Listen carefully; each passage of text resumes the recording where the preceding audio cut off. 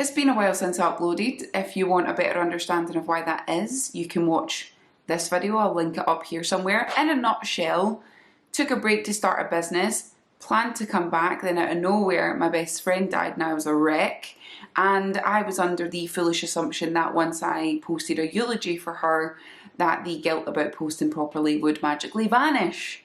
Spoiler alert, it did not. She does like to linger, Miss Trauma, she does. So if you're seeing this, that's a wee miracle, but that's not what we're here to talk about. We are speed rolling towards the end of 2025, and with 5 months left, I want to talk about my 5 most anticipated films, horrors, and TV shows that we can still expect to see before the year is out. I want to preface and say that my most anticipated are often not the ones that I just assume are going to be great. A lot of them do tend to be, which is fantastic for me, but they tend to be ones that I'm looking forward to for a specific reason, whether it be a new director, a film that's maybe been whispered through the grapevine for a number of years, or one that I'm looking to be intensely surprised by. And this year has been stacked for releases, like stacked. It's been so hard to narrow this down. If you have a particular interest in one of these sections, be it films, horrors, or series, I will have the timestamps down below just to save you the hassle. But first, let's talk movies. These are non-horrors, and I want to start by giving an honourable mention to a film that unfortunately has lost its place due to a technicality in that it has not been picked up for distribution. Given the fact we're in August, it is unlikely that release will be this year. At least I hope it won't be, because I don't want this film to be disserviced in that way. And that is The Rivals of Amaziah King. Caught wind of this when it came out at Fantastic Fest last year, was instantly hooked, wanted to know more, and while I'm gutted that we're going to be waiting a wee bit longer for it, it will be top on my list for 2026, and we will talk more about it when the time comes. Instead, right now, we're going to talk about Eddington. Now, the US, being the little fuckers that they are, got this a few months ago. We won't get it in Scotland here until August 22nd. This film is the definition of a star-studded cast, and while that sometimes does give me pause, because... Do you think maybe he's compensating for something? I'm hoping that's not the case with this one. I think we all knew at some point that what happened in 2020 was going to make its way to art in some form, be it for processing purposes, if nothing else. I do think this is a more civilised and respectful take on it that we could have potentially seen.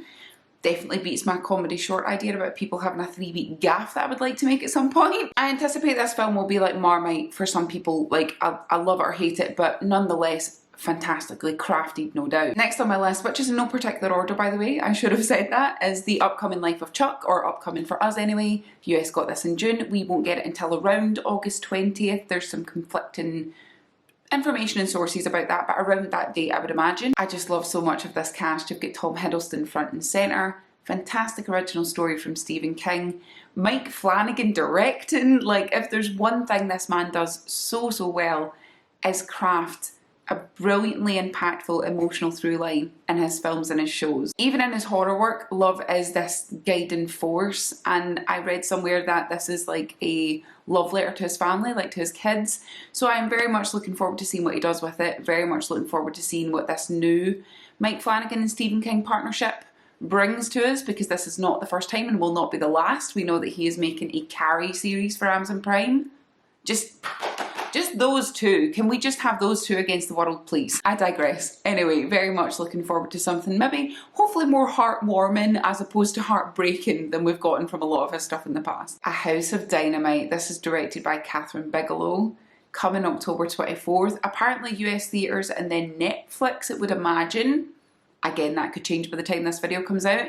And she is one of my all-time favourite directors. Her filmography speaks for itself from me. I hear her name and I'm instantly bought in. Tell me nothing more. I'll be there on release day, whenever that may be. God, I would love to meet her one day. It's a new Catherine Bigelow movie, for crying out loud, okay? Can we all just be collectively excited? Also very excited to see, potentially releasing on the same day, October 24th, is Blue Moon. It's looking like the US will get this a week or so before us, but around that date nonetheless, and this is set in the 40s when I believe Lawrence Hart is preparing for the opening of the musical Oklahoma. And just from minimal clips, voice clips specifically, oh my word, Ethan Hawke is transformative in this film. Even if you're not familiar with Lorenz Hart by name or by his work in the industry, you will definitely know his music, or at very least have heard it. So I feel like attaching a story to that will be really nice for people. And the last film, but by no means least, is Die My Love. Now this is based on the Booker Prize winning novel of the same name, apparently released in November 14th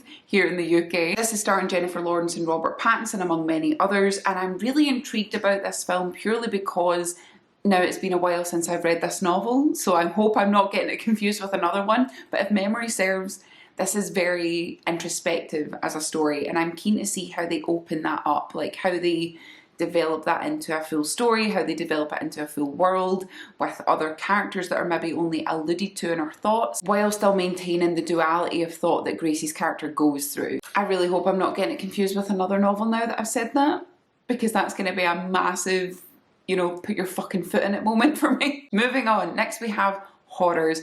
It is no secret here that I have a proclivity for genre and a specific passion for horror, so naturally there are many that I'm looking forward to. Somehow we've narrowed it down to 5.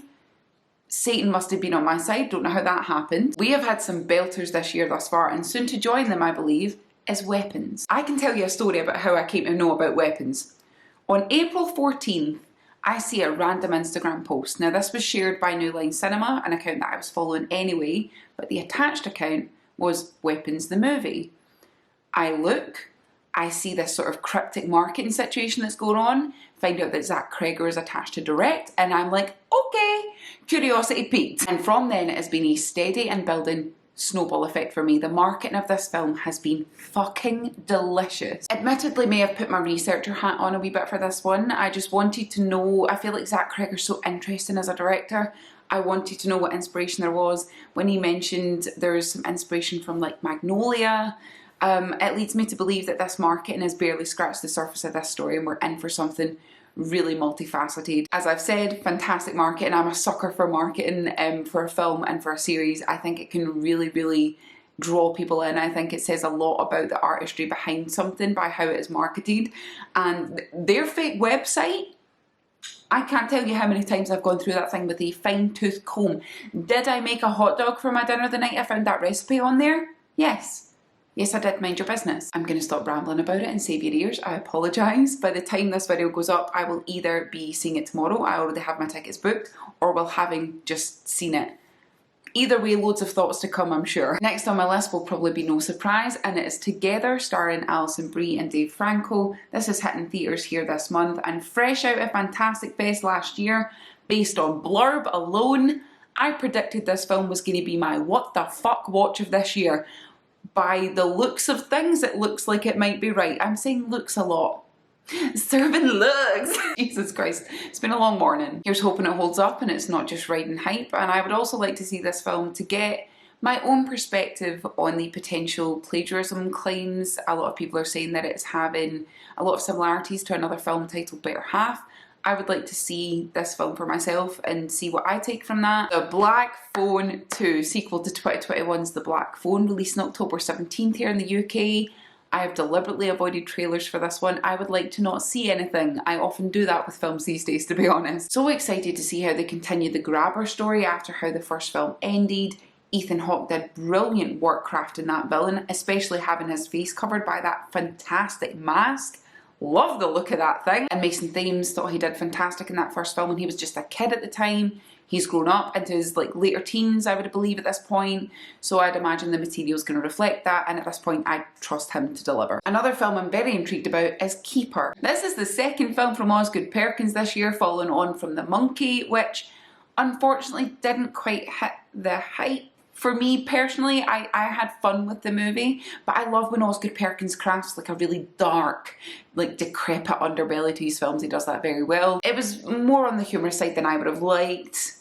I don't know what that says about me personally. Based on that and his previous work that I've really enjoyed, of course I'm going to go and see this film. I do want to go in blind with this one though. I'm going to watch nothing, read nothing, give myself as blank a canvas as possible, and hopefully not have my judgment impaired by hype. Looks like this is coming to us in November, and maybe at that point Neon can let Osgood Perkins out of the little filmmaking basement they've had him locked in for the past couple years. Give the man a break. Last but by no means least for horrors, we have him. Now there's a lot of conflicting release date information with this. My local cinema is saying September 18th. I'm finding a lot of other stuff online. I really don't know at this point. Nonetheless, very excited to see this film. Now I could have put a very easy slot into this list, like the last Conjuring movie for example, but I'm so intrigued by this because I have seen one thing from this director. One, and that was the film Kicks, which if memory serves was 2016, 17, around then. Time has passed. This could be a massive jump in terms of story, thematically and craftsmanship. I just think that there's a lot of scope for a lot of potential growth, and as an actor I've always sort of grown up having a huge appreciation for the work that a director does. So I want to see that. I unfortunately have a quick honourable mention, and I say unfortunately is because I was really hoping the UK were going to confirm a release date for this film. They sadly haven't. It is Strange Harvest, a cult murder in the Inland Empire. I've made shorts about this, talking about how excited I am about this film. US are getting it this month.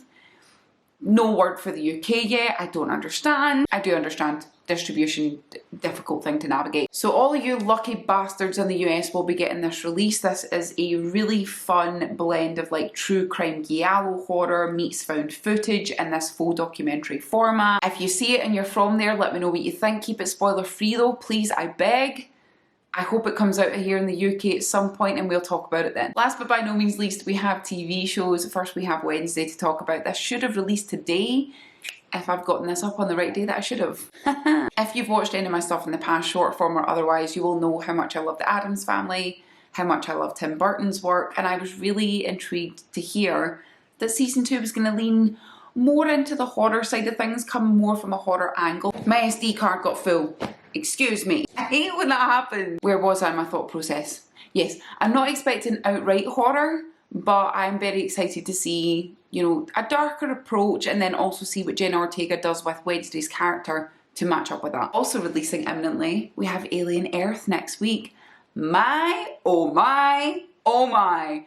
Between Badlands and this, we Alien and Predator fans are eating freaking well this year. Apparently we're getting some new species to look forward to, 5 to be exact. Why is my phone buzzing? That's very rude. And I think it's the effects team that were behind Alien Romulus. Pro Machina, I believe the company is called, and there'll be some independent effects artists working there as well. So no matter what these species are, they're going to be looking good. They're going to be gory and slimy. I'm buzzing. Stranger Things season 5. Is anyone on the face of the planet surprised this is on my list?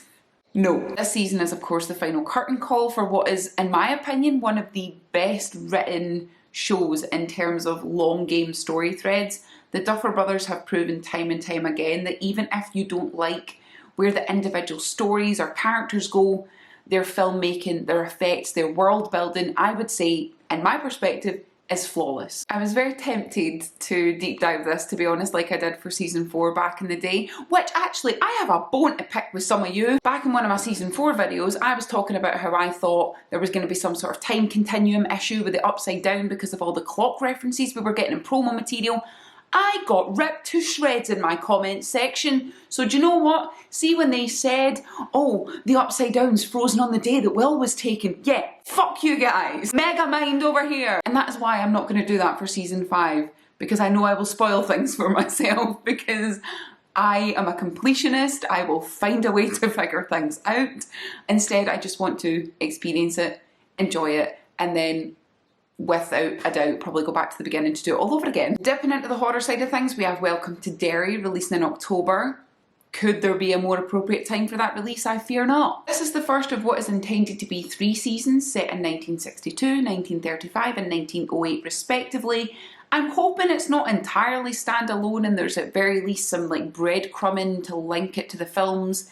The 2017 film and its counterpart, I would imagine more likely so than the 1990, unfortunately. Can we tell I have a preference? The original and the remakes are great. I'm just saying I prefer the original. I have nostalgia for the original. Okay, give me a break. My main 2 hopes for this series is that the effects we get are going to be practical in part, if not in full, and any use of CGI is going to be significantly improved from what we got in the 2017 film and its counterpart. And second is that the truly deprived, disgusting horror of Pennywise comes to full fruition. I felt like it was glossed over a bit in the remakes, which didn't read very well for me. He is a sadistic, sick fucker, and he should be portrayed as such, but only time will tell. They've got the skill set and the actor to do it. fucking do it. Go balls to the wall, man. It's Pennywise, you've got to. And finishing us off, we have season 3, what is going to be the last season of Billy the Kid. They confirmed wrapping that in July, but apparently we're still getting season 3 this year, or what I anticipate to be part 1 of season 3 this year. Quick turnaround, guys, what the fuck? I just love westerns, okay? I love a western. God bless my grandpa for getting me into westerns and watching them with him as a kid. So this was up my street from day dot. Now we know how this story ends from history. Will I inevitably cry like a little bitch when the inevitable happens?